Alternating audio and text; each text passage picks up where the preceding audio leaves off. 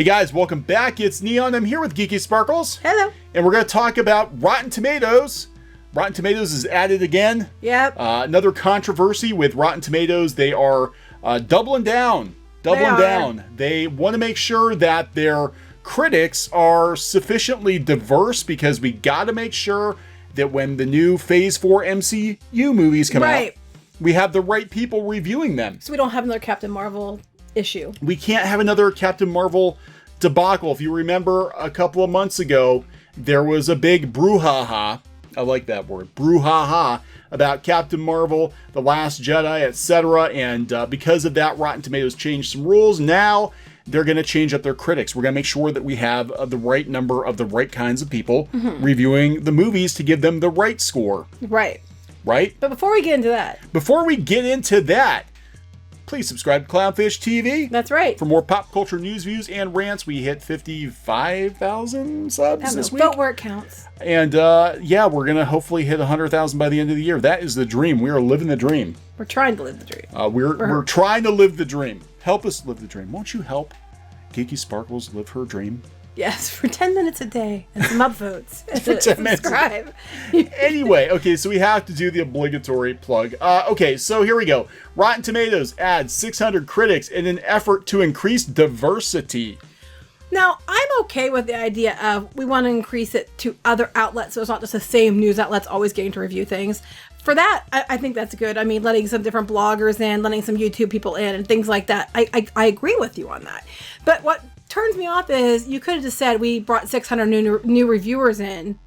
You didn't have to say for diversity. When you say that, all you're telling me is that you're trying to skew the numbers the way you want them, is what you're telling me. You could have said we added 600 more critics so that we could, have some different types of news outlets reporting. That's what you could have said. No.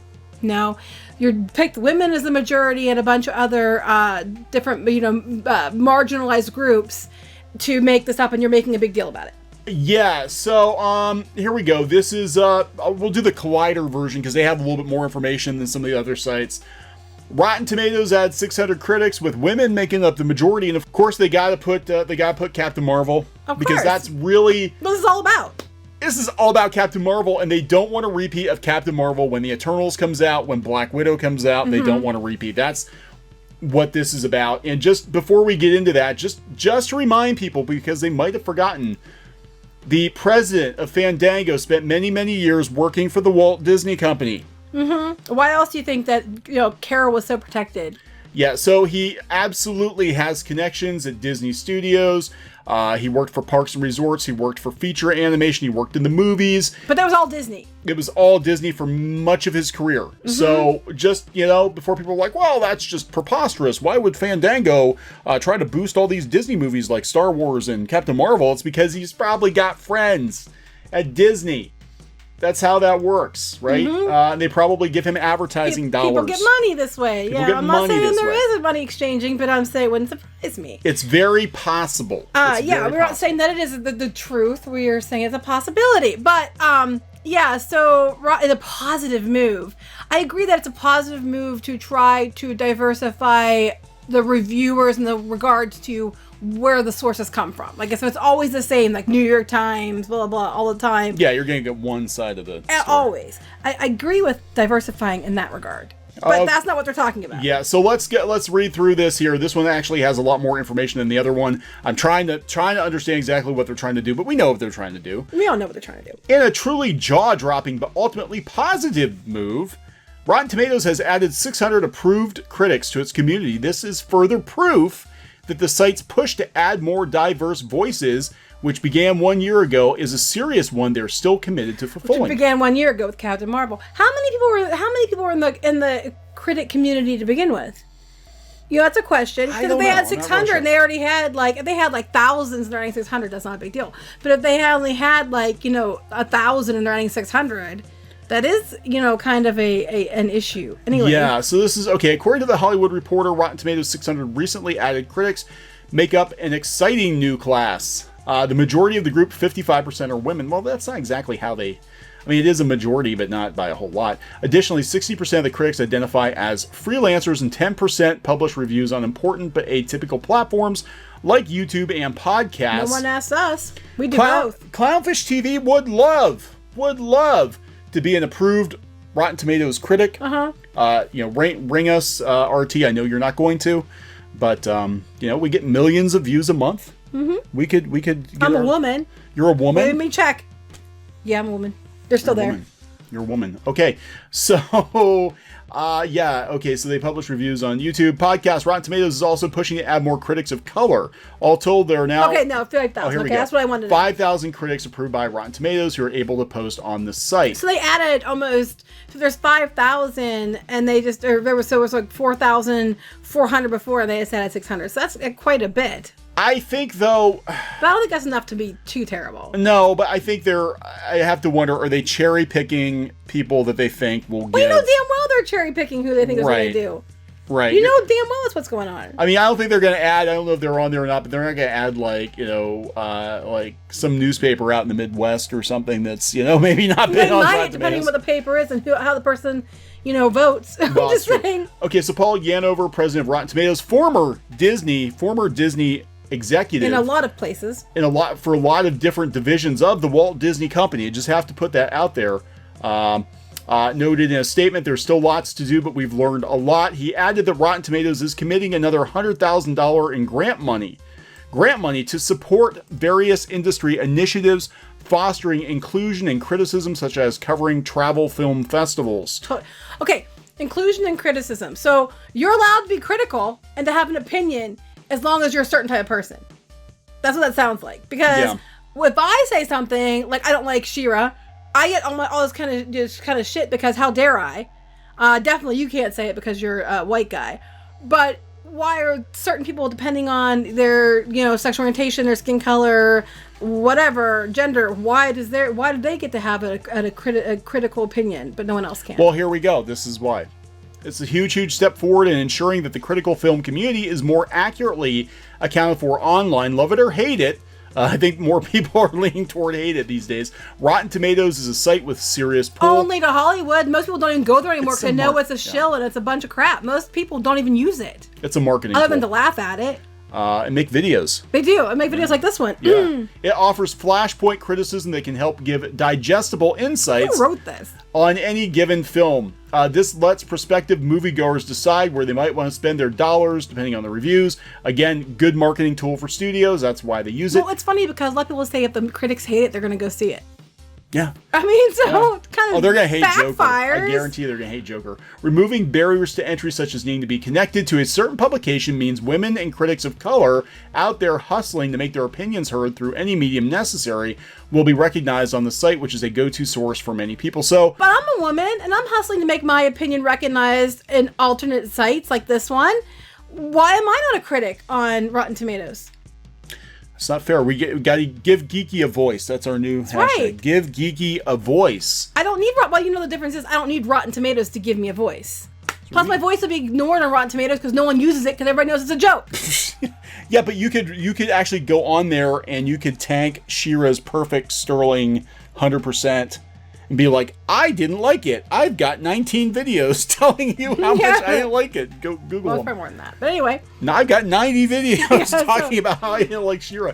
The number of critics now involved in the new class of Rotten Tomatoes, especially those who freelance for various sites. Okay, that's... Because freelancers shouldn't have the critical thing because they might be on a site one week and on the next. Yeah, I have feelings about... Okay. Go ahead. Former journalist... Mm-hmm. Former editor. Former freelancer.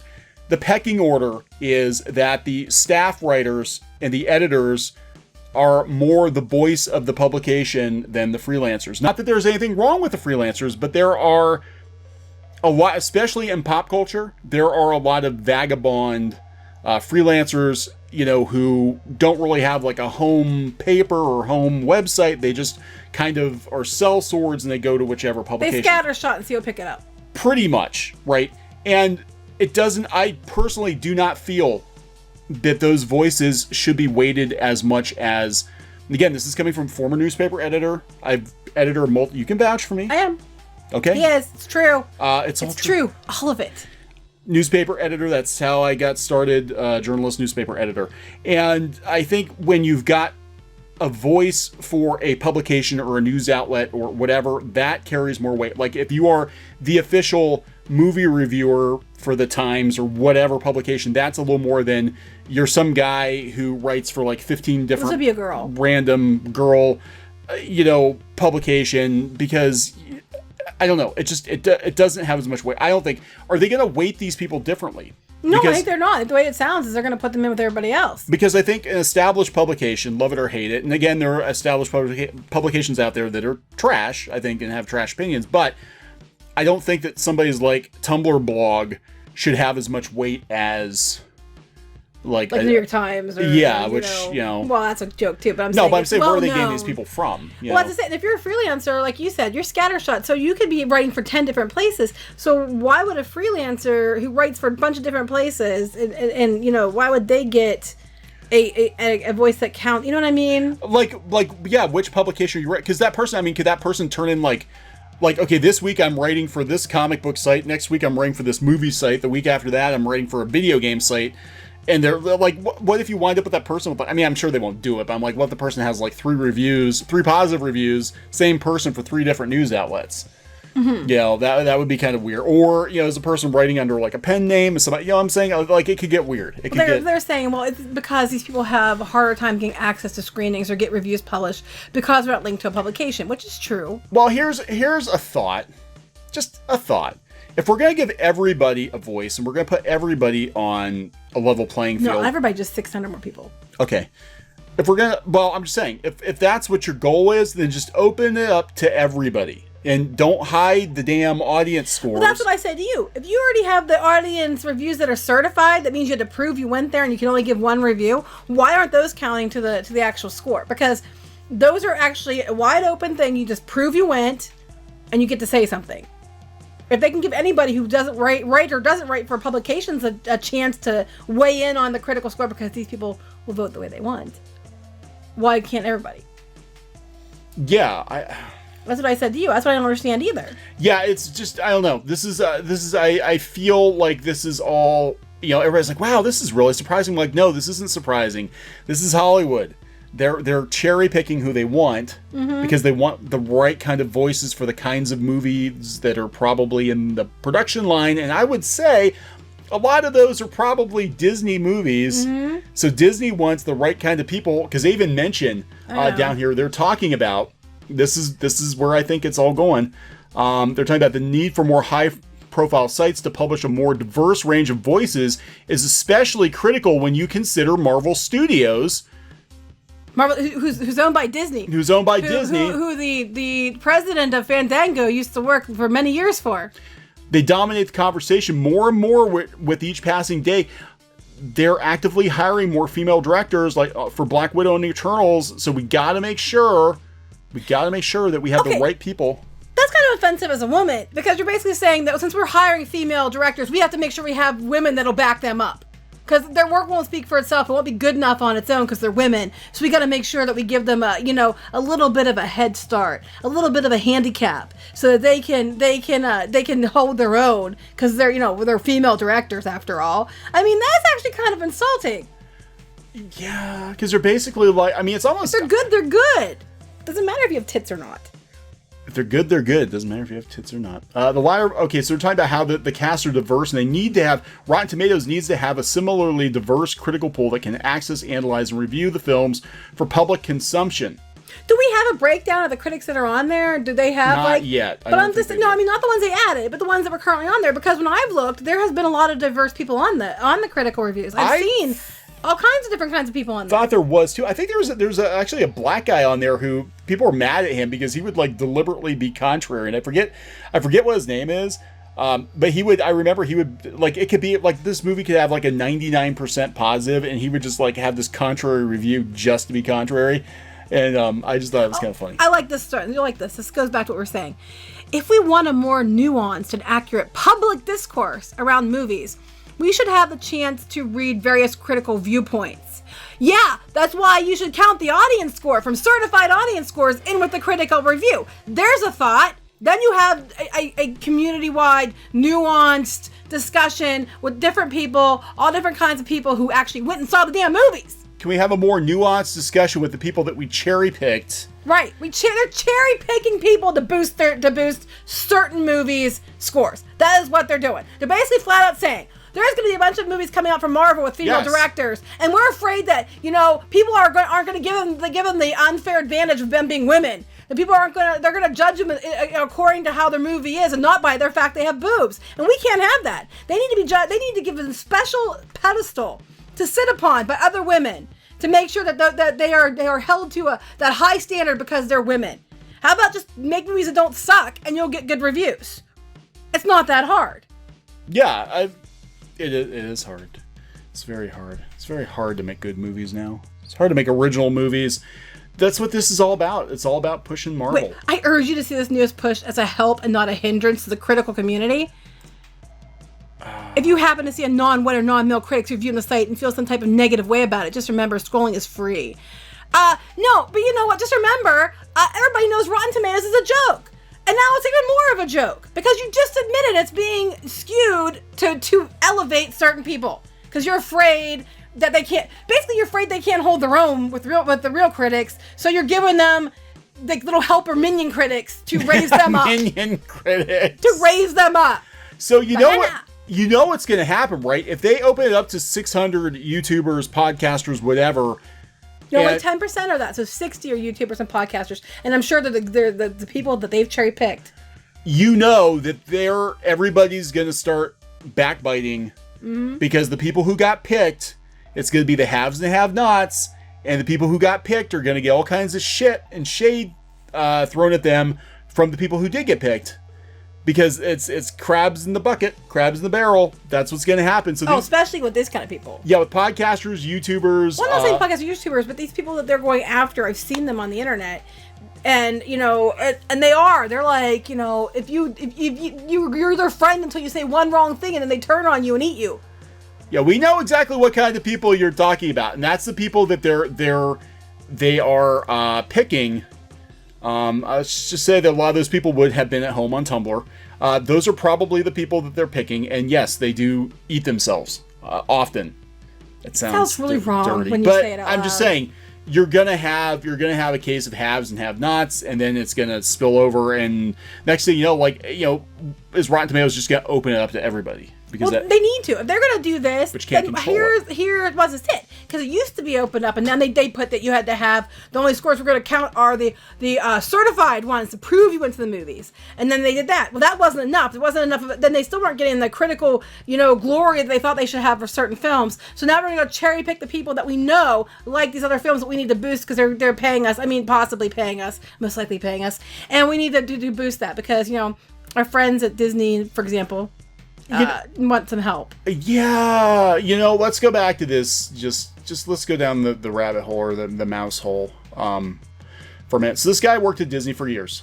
Disney, just a couple of weeks ago, got accused of, cooking the books with their parks and resorts numbers from a whistleblower. And I'd heard before that apparently people were being paid to go see Solo in Australia. There were reports, I can't substantiate, but I've heard multiple reports of virtually empty theaters for sold out Captain Marvel. That were sold out for Captain Marvel. Is it possible? Is it possible that this is just all part of one big game by a certain company to make sure that they game and control the entire movie industry? Or two or three companies, but most likely one company that owns most of it. What does say one company that perhaps make a squeak squeak, but one company. You may need your tinfoil mouse ears for this.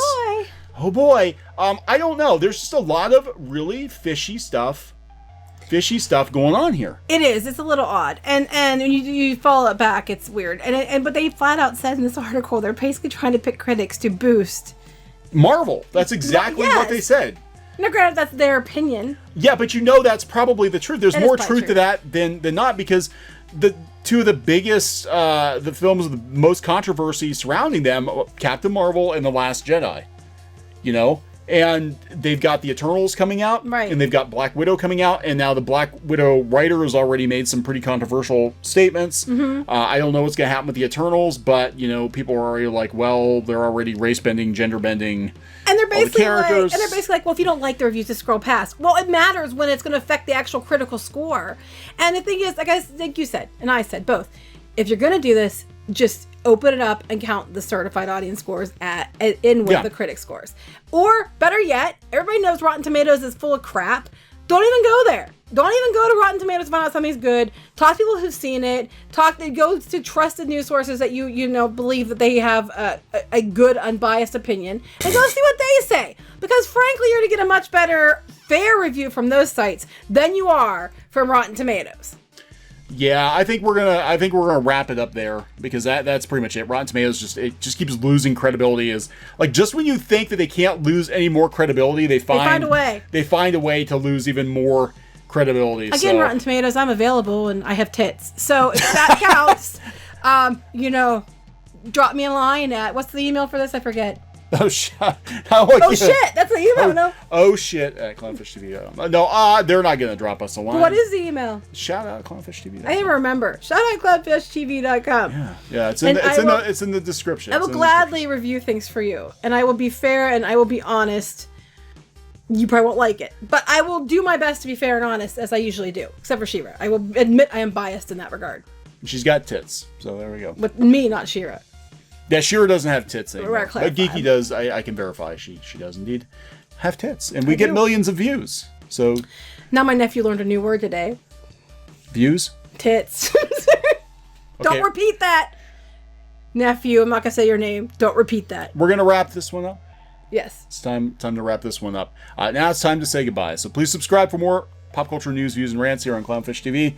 Bye. Goodbye. Hey guys, thanks for watching Clownfish TV. Please consider supporting the channel. Go to clownfishsupport.com. That's clownfishsupport.com. And if you want to join our community, go to clownfishtalk.com. That's clownfishtalk.com. Please subscribe, ring the bell for notifications. We will talk to you next time.